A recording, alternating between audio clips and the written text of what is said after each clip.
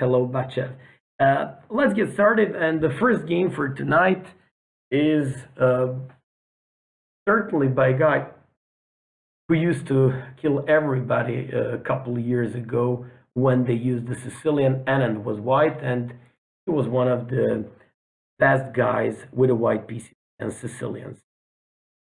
So e4, c5, knight f3, d6, d4, c takes, knight takes. I just like to say here, because I've noticed a big number of beginners and big number of low-rated guys, they just like to play the bishop c4. Hey guys, try to play d4, reacting in the center, and actually from the early beginning fighting for, to open up your bishops, trying to centralize your pieces, to develop all your minor pieces when knights and bishops, and definitely put your king into safety. After d4, so I'm not a big fan of bishop c4 moves, because I've noticed big number of you really like to do this. Anyways, after d4, he takes, knight takes. Here, white can also play queen d4, which is considered to be like more positional but very solid approach by white. After knight d4, knight f6, knight c3, and a6. This is neither variation. I had a pleasure to commentate the European Club Cup, and there I've been analyzing, watching, and commentating games of the certainly all top world GMs at the moment, except Carlsen and Karyakin, who were playing the match for the World Championship title. In most of those games, when black was trying to play for a win, they just went for knight f opening with a black piece. So knight f all together with Scheveningen with e6 and dragon opening are surely one of the most interesting approaches by black in Sicilians, but definitely on a high class level, they just try to play a6 and they just go for this opening.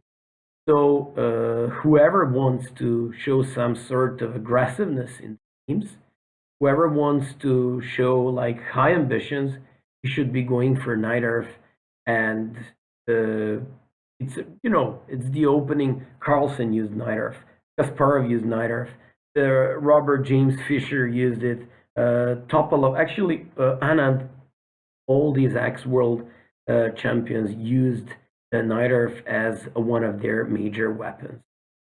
After a6, amongst like tons of games, I just opted for f3 line. It's so-called English attack.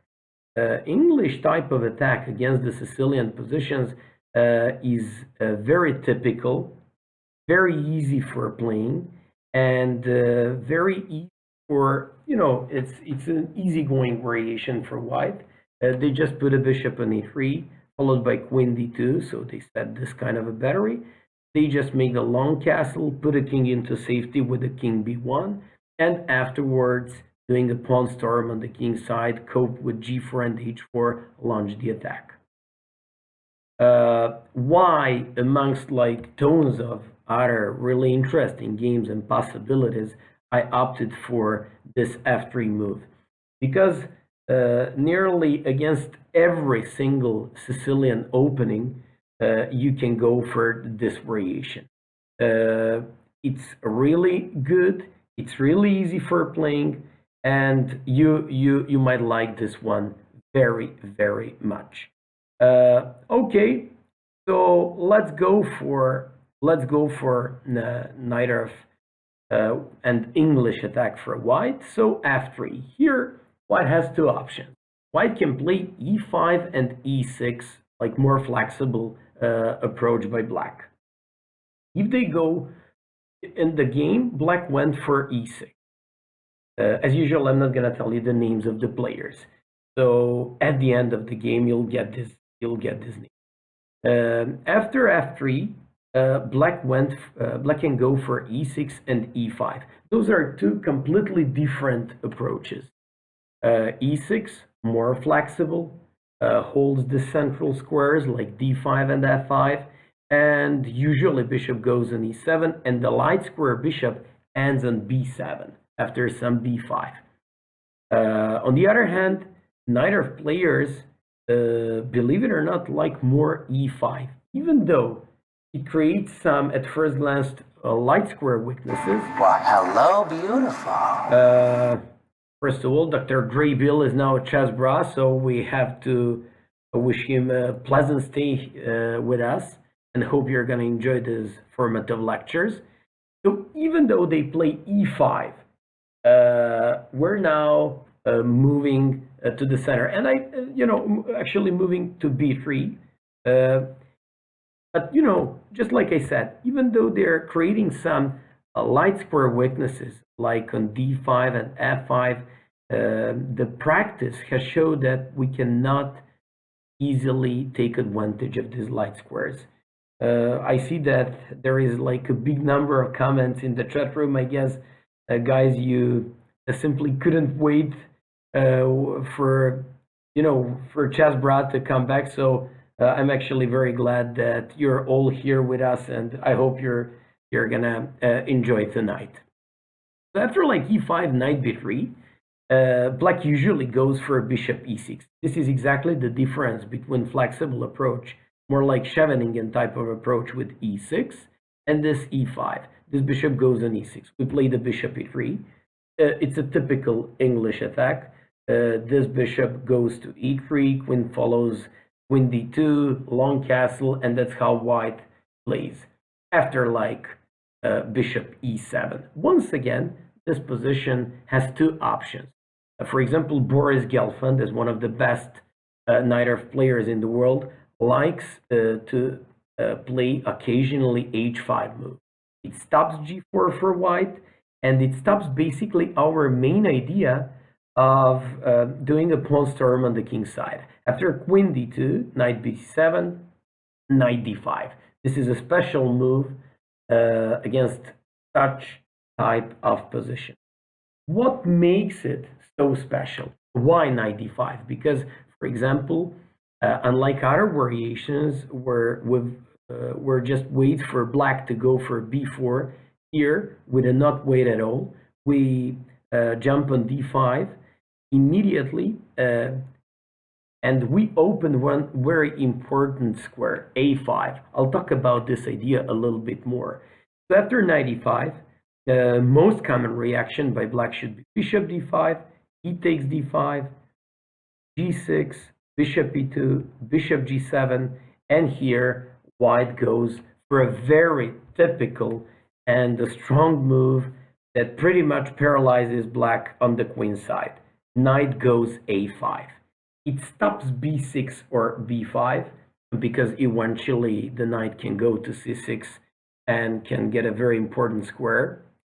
Also, this knight on a5 supports b4. Of course, we're going to first make a short castle, and afterwards to push b4, and eventually to put our rooks. Possibly the rook on a1 goes to c1, and the rook from f1 will either support the f4 or will go to d1. Our main idea is to break on the queen side with some c5. Okay, I just tried to show you what happens if any of these guys play h5 ever against you. So you shouldn't be like shocked. It's a pretty typical idea. It stops g4 by white. After bishop e3, they go for bishop e7. It's a typical opposite side castle type of position. We go queen d2, knight bd7, castles and castle. Okay, I once again have to stop here and to say, look at the development of black piece. Flexible knights on f6 and d7, pretty good and flexible bishops on e7 and e6. This is an ideal setup for knight players as well. Here we launch the attack with g4, they play b5, we play g5, and usually they either jump with the knight on h5, in which case we apply the rule and the idea that we just started, knight d5. They have to take on d5, otherwise we'll take the bishop on e7 and eventually grab the pawn on e7. So after knight h5, knight d5, bishop d5, now the knight goes on a5 and tries to catch the c6 square eventually. That's why they have to play some f5 move. You take, opening the game, opening the g file, playing the bishop h3 afterwards, placing our king into safety with a king b1, playing the knight a5, knight c6, and white has slight but a long-term advantage. Although in this game, black went for e6. This is definitely a more flexible approach, and it's very typical for Scheveningen type of players.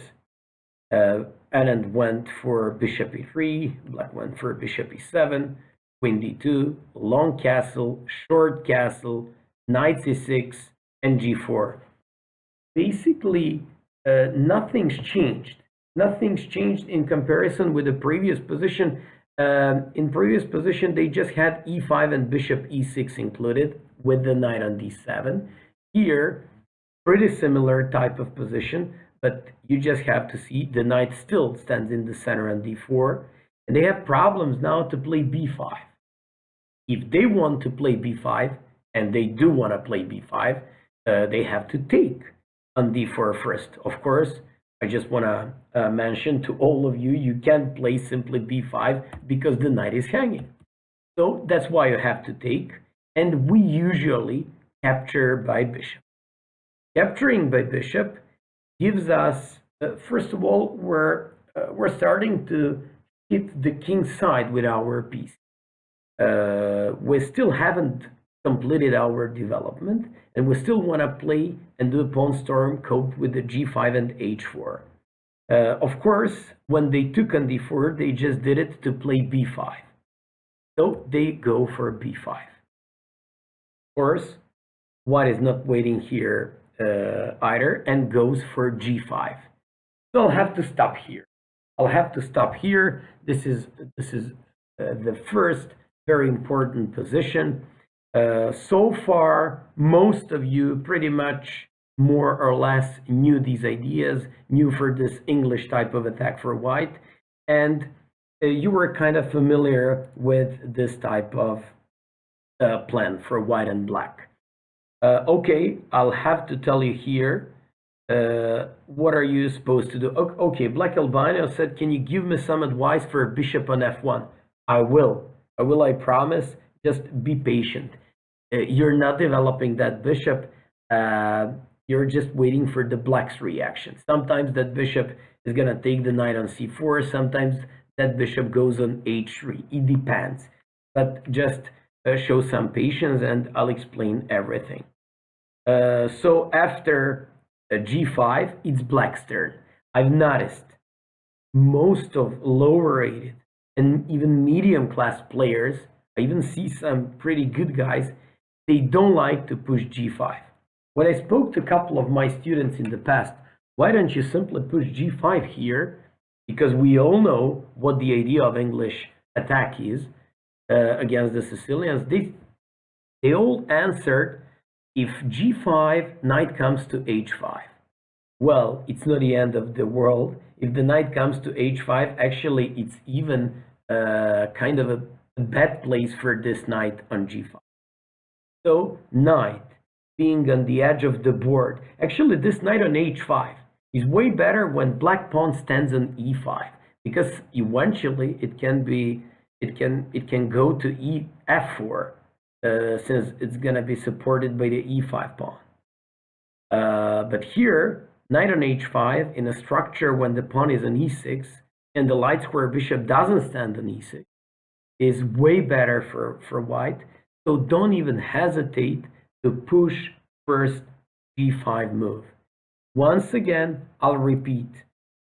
I've noticed that a big number of club players, low-rated guys, medium-class players, they hesitate to play g5 just because they find knight on h5 very annoying, because somebody, at some point explain them all you have to do is to play h4, h5, g5, and to break on the king side with g6. Well, guys, that sounds good, and it's easier said than done. So basically, let's just try this, for example, way of attack. So you play h4, which I don't like here, and I have to say that. So after h4, they will just go with a move like b4, for example. Then knight goes to e2. Then pawn goes to e5. Bishop goes back to e3. Queen goes to a5, attacking the pawn on a2. You gotta defend this. Bishop once again attack the pawn on a2. We gotta now take a very defensive, whereby this knight defending, and black breaks in the center with d5. I'd like to say one thing. If this ever happens to you, something went terribly wrong for you. As soon as black manages to do d5 in Sicilians, it's a big problem. It's a big problem. It either means that they equalize the game or they even got initiative. Here, I prefer black. I definitely want to play rook f to d8, support the attack. I want to take at a moment an e4. If white takes an e5, knight takes d5, the bishop is under the attack. They threaten some knight c3.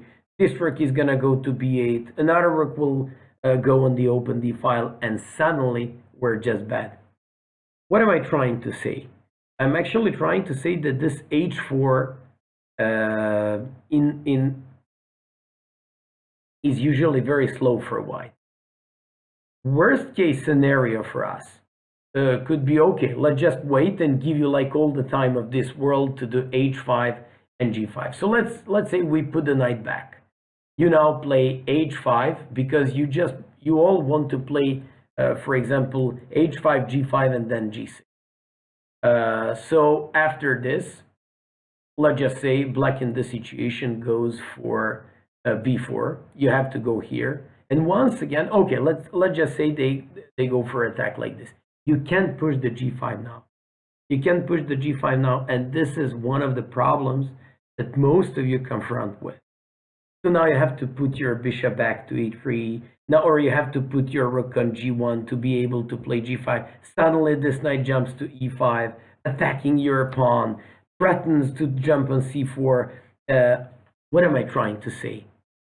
h4 first takes too much time, and it's not good. So it's way better to play g5 right on time. After you play g5, you're just kicking this knight away. After you kick the knight away with a g5, they just have to play knight d7. Let's have a look. What would happen if the knight goes to h5? So let's go with the knight on h5. In the game was knight d7. Very typical theoretical position. And then just created a fantastic game. Went for really creative plan and attack on the king side, and you'll see what happened. But this is the first task for you today. This is the first diagram. I'd like to stop here and to ask you, how should you play if the knight, and once this knight comes to h5? So how would you play in this situation? So let's have a look at this one. So question for you, we're actually looking for a plan for white. The knight came to h5. I'll repeat once again. It fits way better when the pawn is on e5, since that knight can jump on f4 eventually. And okay, here, have a look at this. This pawn on g5 is hanging. So I'm expecting your answer. Okay, I'm gonna have a look at the chat room and I'll see your suggestions. Let's go. Halkman Zod, rook g1. Scheveningen, actually almost Scheveningen. Name bishop e3, knight e2, knight g3. Very nice plan. Come on, that's a great plan. Chess King T, okay, he's gotta go split and do some work. Okay, he just left us. Why is a man farming on light chess and not watching Maya stream? Come on, man. We're all part of a family, and he's just beating them up on the other side. Okay, Batchev, rook goes to g1. Jumping Jackson, bishop to e3. Nimzo Bo, hello Nimzo. He's been having a good time with us in Serbia, I guess. And Kertzens, he said h4 buys. Whoever mentioned h4, also R3MB also made h4. You guys made a huge mistake. Let me explain why. Whoever mentioned h4, in that case, I can just take advantage of my misplaced knight on the edge of the board, jump on g3 and take your, of course, you're not going to give up your rook, so you would probably put it on g1, and now we just take the bishop. Do you really want to give up the light square bishop, which is like a soul of your position, and especially in terms of attack on the king side, for such a miserable knight on h5? Knight on h5, considered to be one of the worst pieces there. So we're not supposed to allow this. Please, guys, whoever mentioned h4, you did it now and no more. Okay, knight h5. By the way, I'm not sure if you see that, bishop threatens to take the pawn on g5. Please, just like you're not supposed to play h4, and you just promised me you'd never do it again, please don't play f4 as well. Because I'm waiting for your answer here. Another tactical question. Let's go, guys.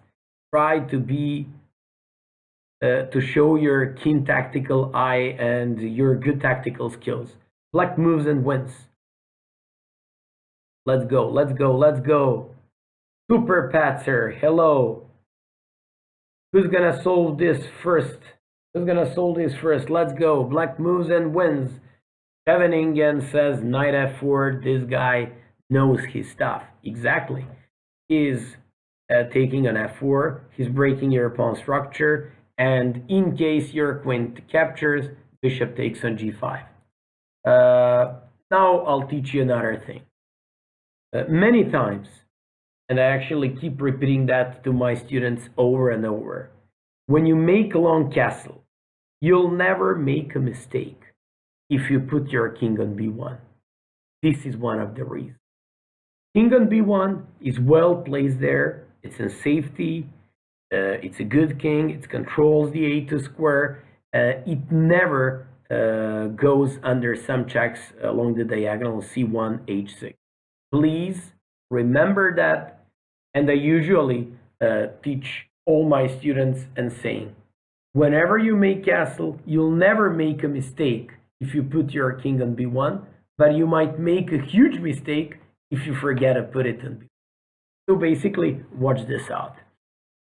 After knight to h5, by the way, I see that the number of people increasing a lot, which I like very much. We're doing a good job, guys. Okay, so after g5, knight h5, now we have to see what are we supposed to do. We can't play typical h4 because of the one I showed you, knight g3, and the light square bishop is off. You just give him the best bishop pair and you'll be dead. You can't play f4 because knight takes f4 followed by bishop g5. So guys, after knight h5, those who suggested rook g1, they weren't mistaken. It's pretty okay. But absolutely the best move in here in this position is bishop to e3. Let me explain why. I like to keep my rook on h1. I like to keep my pawn as long as possible on h2. So Scheveningen mentioned this couple of times. Knight goes back to e2 and g3. Yeah, that guy was right. And he suggested knight e2, knight g3, exchanging the knight on c3 for the bad knight on h5. Most of you, I'm warning you again, and I remind you of this fact. Most of you hate this knight on h5. This is the way to get rid of it. So play, say you will sooner or later play before kicking your knight away. You play knight e2. They play, for example, queen a5. You play king b1. And they don't have time for the same plan like in previous position because we play knight g3. They threaten checkmate with the bishop e6. We just defend ourselves b3, and they play knight to f4. This is exactly the type of idea I explained you, because if they take on g3, mate comes in 2 moves. Mate comes in just few moves. You'll play queen h2, and we just got so close to mate in that position. Don't forget about this trick. Pawn on h2 is one of decisive pieces in the attack by white. Okay, so see that the number of people keeps rising. That's good because, well, you missed us, guys. I can feel it. Anyways, after king b1, e5, they can also go for a5. So many people like to do this, just like we do a pawn storm with our pawns and doing like g5, h4 on the king side. They do it on the queen side, doing b4 and a5. We play knight g3. Once again, it's even better now. It's even better now. Painting behind me. Somebody asked me about the painting behind me. It's Picasso. So after, well, I'm joking. Don't call thieves into my flat. Anyways, after knight g3, they are supposed to take because the pawn is not on e5. That's why I told you this is very bad for black as long as they have as they don't have the pawn on e5. So whenever pawn doesn't stand on e5, knight on h5 is just terrible, and your knight g3 idea is killing. They're not supposed to play g6 because you take. They're not, and it's a terrible pawn structure on the king side, and then you just go for f4 and you just kill them somehow. Or if they take on g3, it's even worse. You take by h pawn, and the typical idea, queen along with the h file goes to h2, and you do the attack. Please don't forget about these typical attacking patterns against the Sicilians, because I constantly keep analyzing games of all sorts and ranges of my students, and they have problems in these positions. Maya Fong, welcome back. Welcome back.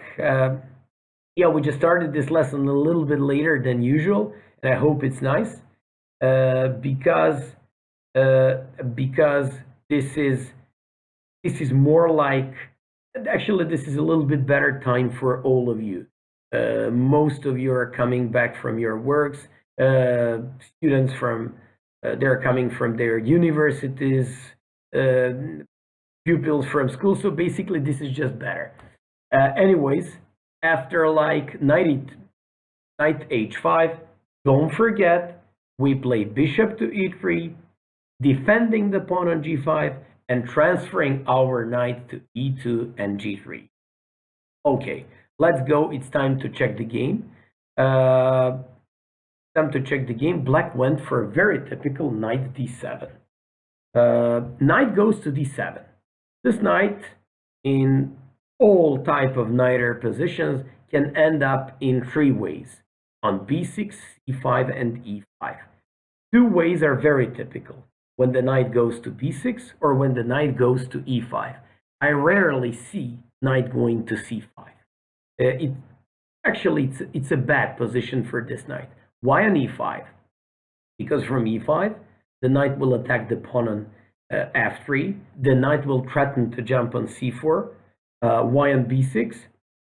It supports b4, kicking the knight away from c3, and prevents the knight a4. Maya Fong, I'm not gonna tell anyone the names of the players because some of the guys in the past were tricky. They would take the names, they would take the moves of the games, and then they would try to play and to pretend to be so smart. So I'll tell you the names at the end of the game.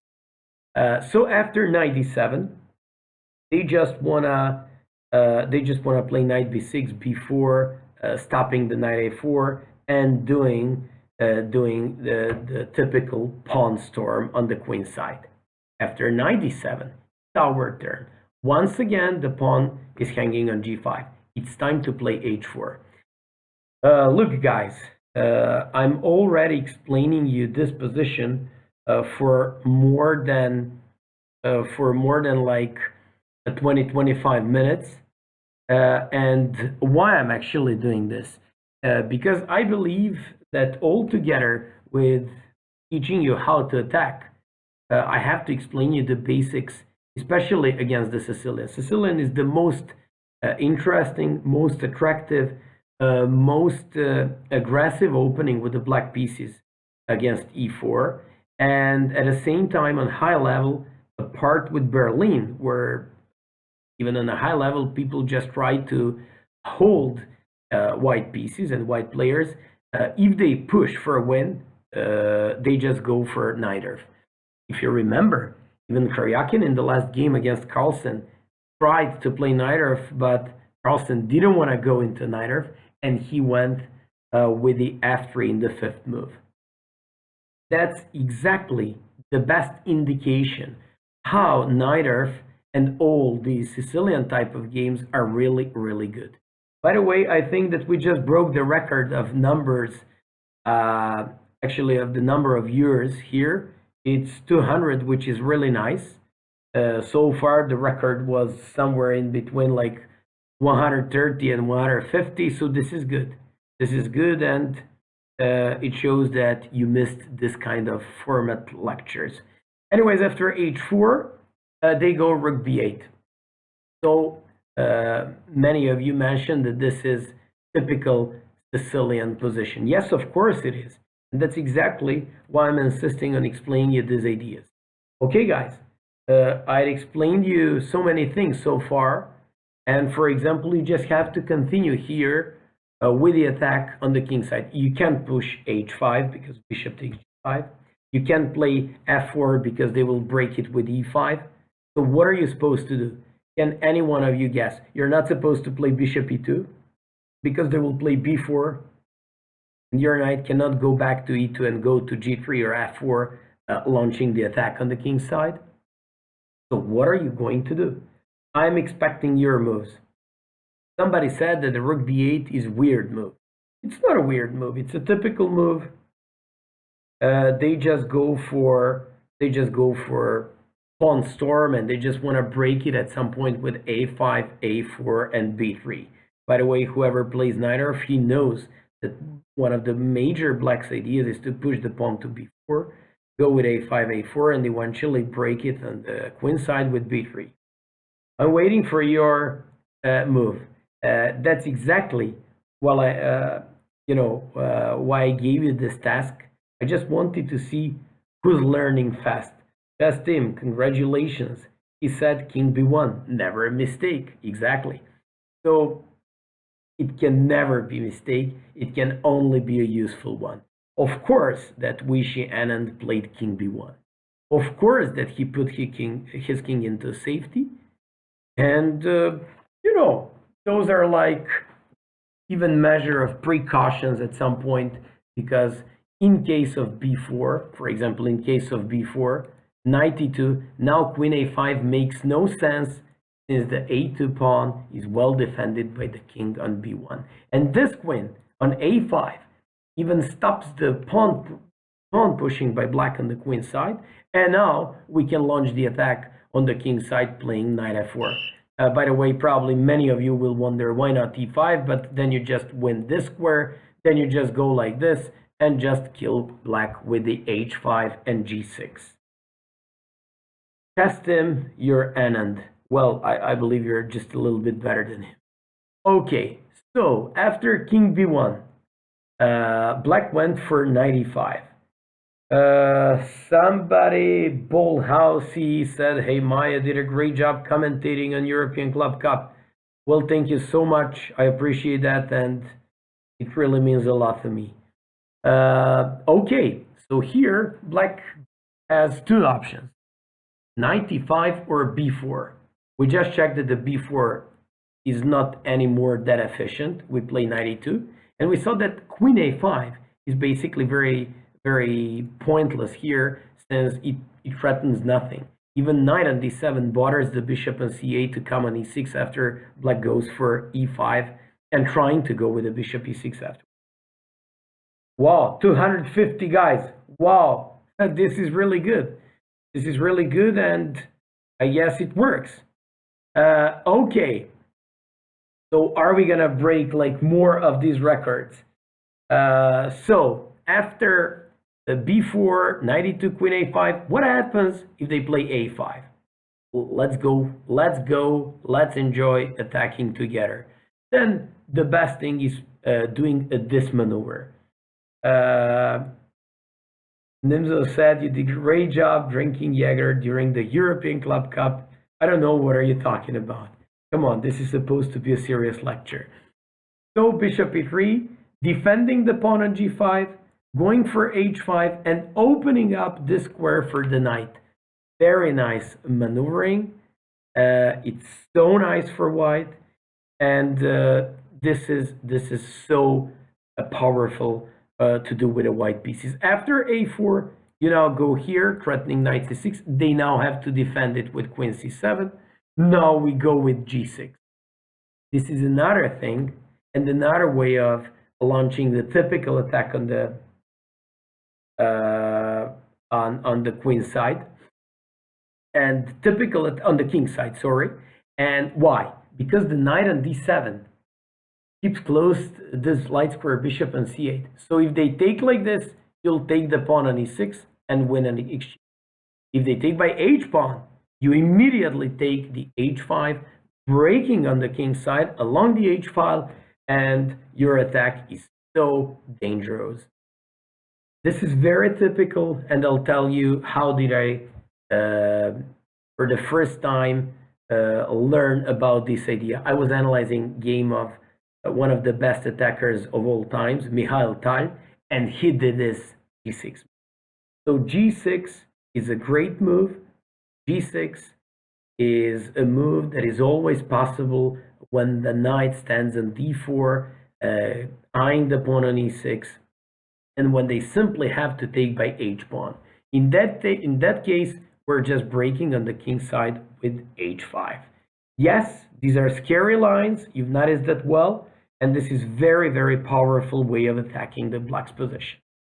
So they're not supposed to do this pawn storm. Now we saw another good point of having this king on b1, of doing the g5 first, just before h5. Please don't make that mistake anymore. And finally, black went for knight e5. Once again, guys, diagram for you. How would you continue in this position? How would you continue in this position? You have so many moves. You have, for example, I'll just start with the typical ones. No, I'm not going to say anything. I'll be waiting for your proposals. For the first time in today's lesson, we'll see a very original, very resourceful attacking idea by white, and idea that works perfect in practice. I went for that in 2 of my tournament games. I won both in beautiful style. I made masterpieces there. Let's go, guys. It's white to move. I'm expecting your suggestions. Papaya Pablo, he said f4. Am I gonna? Kersin said queen f4. Okay, I'm going to discuss about all your possibilities and moves. Upstate Ghost said h5 looks funny. We're not supposed to look funny. We just want to kill them here because this is a great opportunity. Kill black because you have everything well prepared for decisive attack on the king side. Scheveningen said queen g2. Johnny Spin said h5. Deb Whale said queen f4. RMB said queen f4. Pipolo queen g2. Upstate Ghost h5. Jinin Meadows bishop e2. Chess Team queen g2. Nimzovo queen g2. Okay, if we have to vote, I believe that we have three moves. Actually, it's pretty even. F4, H5, Queen G2, and Queen F4. Although, and Cedar said Bishop E2. Bishop E2 looks. Let me go one by one. Absolutely the worst move is H5. This is absolutely the worst. And I believe somebody said it's supposed to look funny. No, it's not. Actually, it is. From such a winning and great attacking position, we're now dead lost. That's why it's funny. So in one move, we just destroyed everything what we're building up last 15 moves. So knight takes f3. And it's not about you're losing the bishop pair and such an important bishop on dark square bishop on d4. Actually, that bishop decided the game, guys. But you're also, very next moment, going to lose the pawn on g5. And with the bishop pair being 2 pawns up, better pack your stuff and go home. Let's go. Next move. This one was bad. Next move, many of you suggested f4.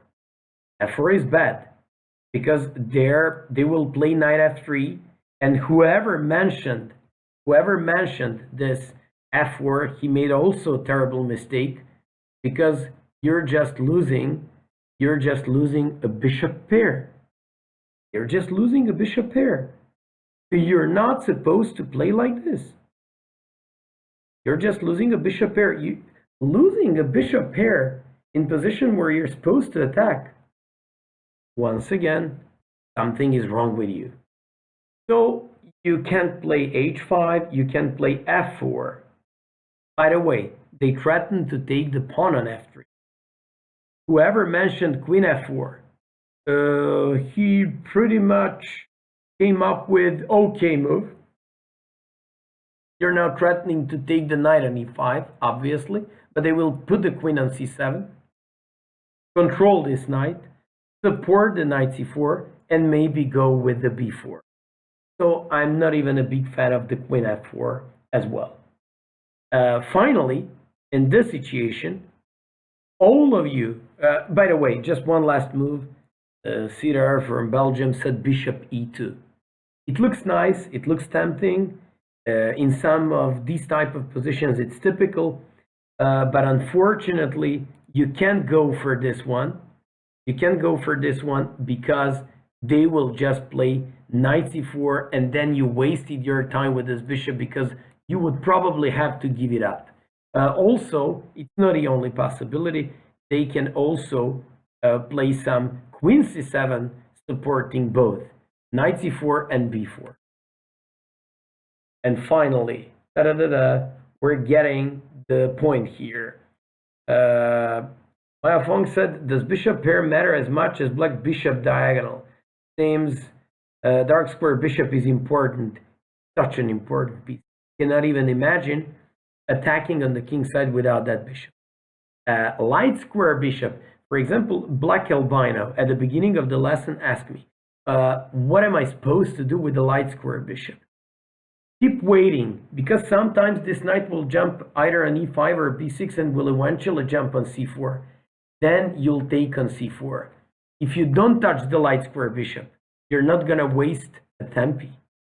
So as soon as the knight comes to c4, you'll just get rid of it. You'll take it. So that's good. But don't move it. Don't waste your time. On the other hand, many of you who proposed bishop e2 forgot about b4, in which case this knight can never go back to e2. Sometimes it could be a decisive thing. Maybe not here because knight a4 is doing pretty good after b3, but it's kind of dangerous after this. And sorry, we just gave them too much credit in terms of attacking. They also have some counter chances. Okay, position is probably still better for white, but we don't want to play like this. Actually, they will play knight c4 or queen c7, just like explained at the beginning. And finally, this is the moment of this lesson, and this is one of the most important attacking moves. I'm willing to say deciding moves for this game. Queen g2. Boom. To all of you who proposed the Queen g2, congratulations. I've noticed that Chess Team, Nimzobo, and actually most of you even proposed Queen g2. I'd like to stop here. I did some painting with all these colors. As you know, green color, it's a threat or it's the idea. Yellow color is potential weakness. At the moment, we're just threatening to take on e5 because the queen is along in the d file behind the rook on d1. And finally, we're just threatening to support the f4. And by the way, this queen on g2 supports both. f4 stops knight g4, queen g2 stops knight f3, bishop e5 is threatening to take this knight, and it supports g6, h5, or h5 and j6, a typical Mikhail Tal's idea. Fantastic move, and whoever wants to be successful in his attacking against Sicilians, do this one. Do this one. I tried it twice in my tournament practice. It turned out to be fantastic. Don't take it for granted. I mean, sometimes this queen on g2 is not the best there in some type of positions, but when the pawn is on e6, or when the knight is on e5, this queen on g2 just keeps supporting the pawn storm on the king side. Okay, queen g2, knight on e5 is threatened. Look at this. Knight on e5 is threatened, so they have to do something with this. After queen g2, bishop d7 was in the game. A very sneaky and pretty crafty idea by black. He is challenging white to take on e5, to use the open e file. But once again, if you do that, you're immediately not only losing the possibility to attack, you're giving up them bishop pair. You're giving them easy game on the queen side, and basically this is suddenly much better, not even slightly, much better game for black in terms of the attack.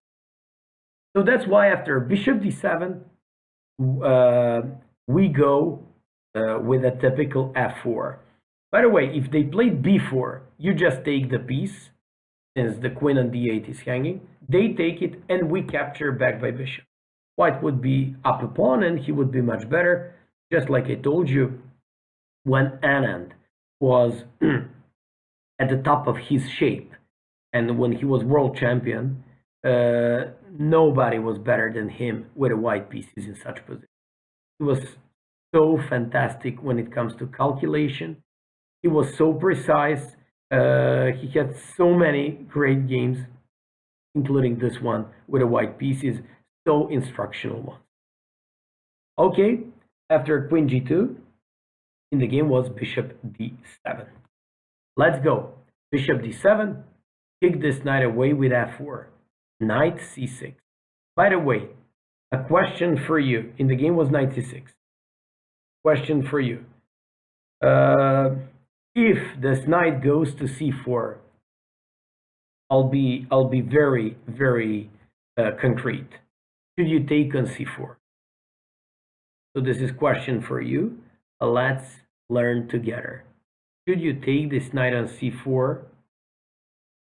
I'm not gonna say anything else, because if I say and continue opening the b file for black, maybe some of you could make some conclusions.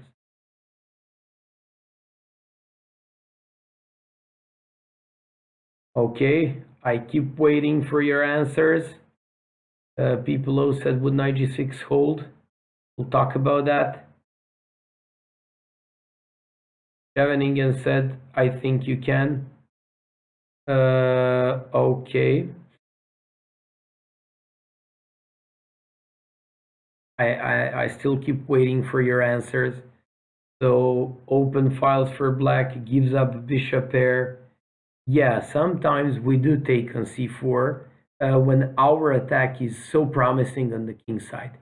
Here, our attack hasn't even started, so we're not supposed to take it away. Just like R3MB said.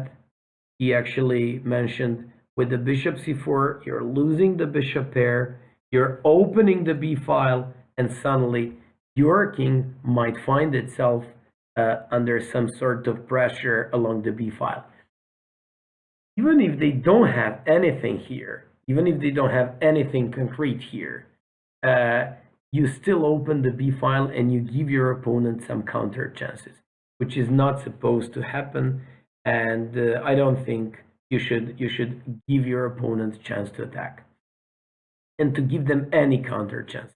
So after knight c4, just do your h5, threaten g6, threaten bishop d3, and threaten f5, f6, and this position will be very hard for defending. After f4, knight c6, you all know now that we're not supposed to give up this bishop. After bishop e3, b4, knight goes back to e2. Please, don't you put this knight on a4.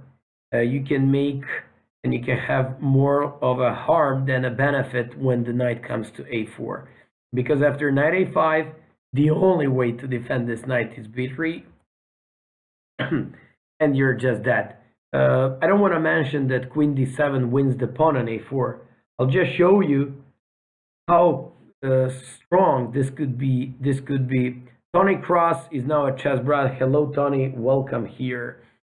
So look at this. After they play like this, after, by the way, in the meantime, Chess Knight subscribed. Mitar Omar re-up for 2 months. Tony Cross re-up for 2 months. So, guys, you'll enjoy these lectures and actually in everything what the chessbrah community does for you. So after bishop b takes a4, who wants to attack? Let's go. We're working on initiative. We're working on Sicilians. Pawn b3, c takes, knight takes, rook takes, and rook takes on a3 with completely winning game for black. That's why you can rarely make a mistake if the knight goes to e2. This knight has sometimes defensive role, goes to c1, sometimes goes to d4, like in previously seen position, not here when the knight stands in c6. And eventually, this knight can go to g3, supporting the attack. Sometimes if you play f5, even to f4, where it supports g6, h5, put some pressure against the e6 pawn, and if they ever take on f5, that knight might jump on d5. After a5, typical h5, a4, and Vishy Anand was the first one who did g6. It's a typical opposite side castle positions for Sicilians, especially for knight of defense. We do g6. Luckily for white, he was the one who did it first. And after he did g6 in this situation, we just have to see what happened there. So after like g6, black went for b3. Black went for b3. Black is also doing the same thing. And here we go again. I'd like to stop. We reached a critical position. So many times you'll be able to see positions like this. These are double-edged type of games. If you don't know how to play, I mean, even if you do, it's pretty much double-edged because black can always come up with some tactics, with some tricks. But if you have pretty good experience in playing these positions and a little bit in defending yourself before attacking, then you'll be able to very cold-blooded defend yourself and afterwards kill black on the king side. Let's go with this move. Let's go with this move and let's have a look. How would you play here with the white piece? I'm just waiting for your plan. I'm just waiting for your moves. And let's see what would they do. So, hello, Ledbridge Chess. So, some of you think of h6. Some of you think of c3. Let's see. I just want to see your defensive skills. So like you see, even with the best attacking skill, even with the best attacking play, you still have to be able to defend yourself before you kill them. So let's go. Most of you, Prokofiev said c3 or h6. Kersin said c3. Shoyasu said h6. Micron h6. Papaya Pablo rook d2. And only one guy mentioned the correct plan so far. Just like I told you. You can't punch somebody before defending yourself. So try to defend yourself and then go into attack. I'm still waiting. Nimzobo said h6. Most of you, this is very interesting. Cedar said the g takes h7. I'll very much like to pay attention on that move. That's a very big mistake. I'll explain you why. At least in this position and usually in this type of games. Somebody said knight d4. I've seen only one good plan. Actually, two guys proposed a good plan here for white. Okay, I gave you enough time. And let me go with the move. Either said the g takes h7. Usually if you check these positions with computers, computers will say g takes h7, but okay, we're not computers and we're simply not able to attack on such a high level and to calculate like that. On the other hand, g takes h7 usually simply stops your further activity on the king side, because when you play like rook g1, they can just play bishop f6 and that bishop defends just everything, unless you have something concrete. On the other hand, so many of you proposed h6. It's bad. Guys, you do not pay attention on your king. You have to pay attention to defend yourself before going into attack. So here, after b takes c2, king c2, they will take, and when you take, they're not going to take by king and give you some f5 or queen goes on h-file types of attack. They will play rook f7. They will put a rook on f7, grab this pawn if needed by rook, and defend the pawn on h7 as potentially weak piece. And also, they will put the bishop on f6, doing an attack along the file, and attack the b2 pawn. You're not supposed to attack like this. So, instead of h6, instead of g takes h7, at least not here, c takes b3. To all of you who proposed this c takes b3, congratulations, that's exactly the move you're supposed to go. You know what? I've been playing so many bullet and blitz games, playing so many tournament and rapid games. Whenever I see b3, I don't bother myself. Should I take on f7, h7, play h6, or should I take with the c or a pawn?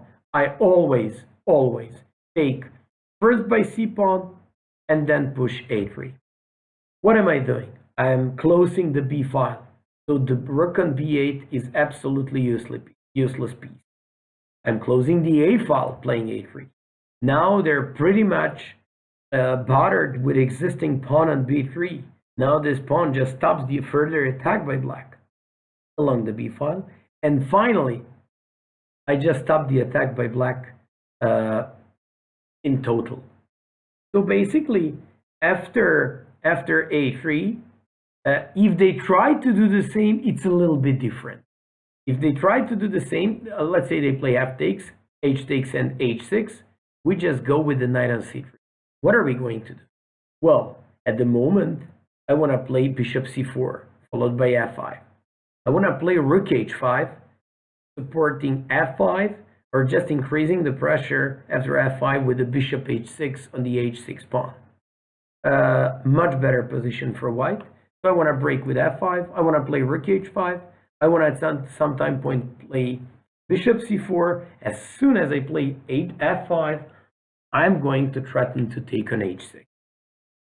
So, in this variation, for the first time tonight, I can tell you who was black. Black was one of the best Serbian players ever, Ljubomir Ljubovic. 30 years ago, he was third player in the world behind Karpov and Kasparov. In this game, unfortunately, he got smashed, and I like this game so much, especially for white, and that's why I chose it for you. So he went for a queen c7. He's trying to take advantage of the open c file and possibly give and come up with some check. Of course, now Anand is very concrete, but don't even have any doubts that, of course, he found and saw all these attacking ideas after g takes h7. So he went for this, and he realized if king h8, in the game was king h7. Usually people don't touch the pawn on h7, and they just go for king h8. King h8 here doesn't work. In a view of really, really nice move here, and it's a little bit surprising. Knight c3. Don't worry, you're not weakening your king, because if they give up the bishop, now g7 pawn is simply undefended. So they can't give it up, but we're threatening knight b5, and even more, we threaten something even more important. I wanna, if you move your knight anywhere, for example like this, I wanna play bishop d4, exchanging the bishop, and of course that bishop is the only defender of the g7 pawn. So I just wanna give checkmate on g7. When you have positions like this, just try to, that's what I usually explain to everybody. Just try to see and try to point out the weakness in this. What is the weakness in this position? It's the g7 pawn. Then another question that you have to ask yourself is, what is the only defender of that square? Or what are the possible defenders? Here the only defender is the bishop on f6. So what am I supposed to do? Everything will be based on trading off this bishop and weakening the pawn on g7. So I just want to go with bishop d4, or let's just say they go with bishop e8 or whatever. Now I go with e5, d takes, knight e4, and all the time, what is very resourceful in finding ways how to get rid of this bishop. So Prokofiev said, why not bishop d4 immediately? Well, that's what I did. So after g takes h7, king took on h7. Knight c3, solidifying his game, closing c file. He just stops the queen c2 idea, and on the top of all this, he's opening the light square bishop and trying to use this bishop to go against the king on d3 with some e5 threat afterwards. After knight c3, rook fc8, bishop d3, king h8. Here we have to stop. Of course, one last move is rook dg1. Every one of you would go for this, and they go with bishop f6. A question by some of the players could be, what happens if bishop goes to f8? And this is a good question, because bishop goes to f8 defends this pawn. Can you please find a way to win this position? And there is a pretty obvious way to win this game, very, very easy. So what are you supposed to do? In this position, you'll just go with f5. And now you want to play f6. They can't stop f6. This is exactly why I told you that you just have to find a way to get rid of the defender. Here, pushing your pawn to f6, you're finding a way to get rid of the defender on f8. And the pawn, oh, so many of you went for h6. Wait a sec, you guys made a huge mistake. From completely winning position, he plays g6, and now you breathe him some life actually in this position, and you might have some problems because after f8, f5, sorry, I can be very tenacious in terms of my defending and play bishop e8, because once you take, I recapture, and I'm still holding the game. I'm not saying this is not lost. I'm just saying I'm still defending myself, and as long as the game lasts, you still can make a mistake, and black can still win a game. So many of you proposed h6. It's not good because of this one. Whoever said and mentioned f5, he came up with the best move there. Came up with the best move there, and that's exactly reaction. That's why they went for bishop f6. That's why they went for bishop f6, because now if you're trying to push f5 and f6, it's simply not going to work. It's simply impossible. So let's go. Usually, when I explain my students, hey, please give me an assessment of position, they all know that the g7 pawn is weak. And so first of all, you have to point out the potential weakness. Here, obviously, the weakness is pawn on g7. And even more apparent is the bishop on f6 that is the only defender of this pawn on g7. So let's go. What would you do and how would you play? This is another diagram for you. So whoever wants to show off his tactical skills and real talent to attack, let's go.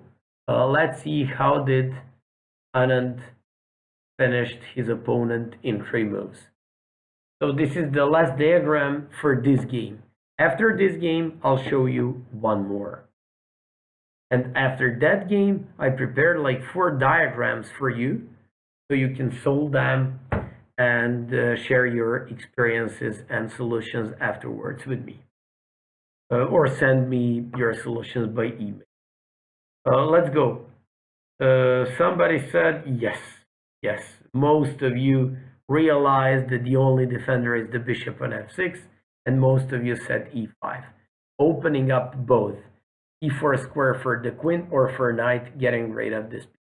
Probably Lyubovich saw that after knight e4, he can defend himself with the queen d8. Probably, okay, it's still completely winning after knight d6, threatening the rook, threatening on f7. But the point is, he came up with even more beautiful finish here. He played queen e4, threatening mate in 1. And just when he tried to escape, you guys remember the moment when I told you, please keep an eye and try to save, just like your eyes, your dark square bishop. And that's why I told you, please keep the dark square bishop and keep your bishops whenever it comes to attack. Anand played bishop c5. This king couldn't escape. If the bishop goes to e7, it's checkmate in 2 moves. Lyubovich resigned, but if bishop c5 and he plays g6, then all conditions are just fulfilled to mate him. So rook takes g6, f takes, queen takes. If king h8, queen h7 is checkmate. If bishop g7, you just go for queen h7, king f7, bishop g6, king f6, and boom, knight e4, checkmate, baby. This was the game between Vishy Anand and Lyubomir Lyubovich, played in Monaco back to 2000. I like this game so much. I believe it could give you a great experience in terms of, first of all, in terms of attacking the Sicilian type of games, playing against one of the most popular and most dangerous openings with the black pieces, and it's neither opening. Also, I tried to use a modern chess, so to give you modern chess players, Vishy Anand is still one of the best world players. Then I tried to give you very popular opening an opening approach. Knight f is one of the main openings, and on the other hand, English attack is always popular by white. And finally, I just tried to give you this instructional game and to teach you how you have to trade these positions. And not just this, not just